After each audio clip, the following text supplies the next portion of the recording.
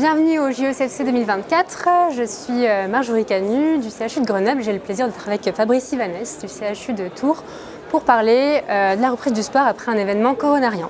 Donc Fabrice, comment évaluer le risque de notre patient coronarien en vue de la reprise du sport? Alors, nous avons des recommandations européennes qui ont été édictées en 2020 et qui définissent clairement les patients qui sont à faible risque après un événement coronarien et les patients qui sont à haut risque. L'évaluation, elle passe par la connaissance du réseau coronaire du patient, par une échographie cardiaque qui permet de déterminer sa fraction d'éjection ventriculaire gauche et par un test d'effort idéalement maximal qui va permettre d'évaluer d'une part s'il y a une ischémie résiduelle et d'autre part s'il y a des événements rythmiques à l'effort. Cela peut être complété par un Holter ECG pour les événements rythmiques au repos. Et du coup, chez ces patients à bas risque, on peut leur signer le certificat sans aucune restriction? Alors, les patients à bas risque, effectivement, sont autorisés à la pratique de l'ensemble des sports dans le cadre de la compétition. Néanmoins, je pense qu'il est important de pouvoir bien discuter avec le patient pour évaluer à la fois quelles sont ses attentes en termes de pratique sportive, notamment rechercher les patients qui sont à la recherche de performance et qui pourraient, dans ce cadre, ne pas respecter les recommandations de bonne pratique. L'idée étant derrière d'avoir une pratique axée sur la santé et le plaisir et non plus sur la performance.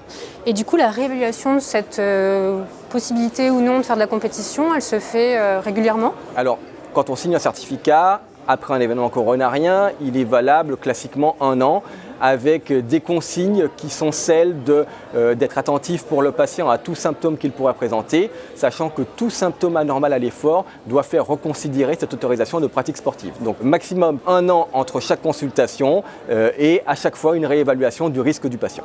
Ok, merci beaucoup. Donc au total, chez un patient coronarien à bas risque, on peut lui autoriser la compétition sous réserve qui va respecter les limites dans lesquelles on lui propose de faire son activité sportive et à réévaluer régulièrement pour refaire le point sur sa santé cardiovasculaire. À réévaluer régulièrement et puis en donnant les consignes de bonne pratique sportive qui sont notamment les règles d'or du Club des cardiologues du sport.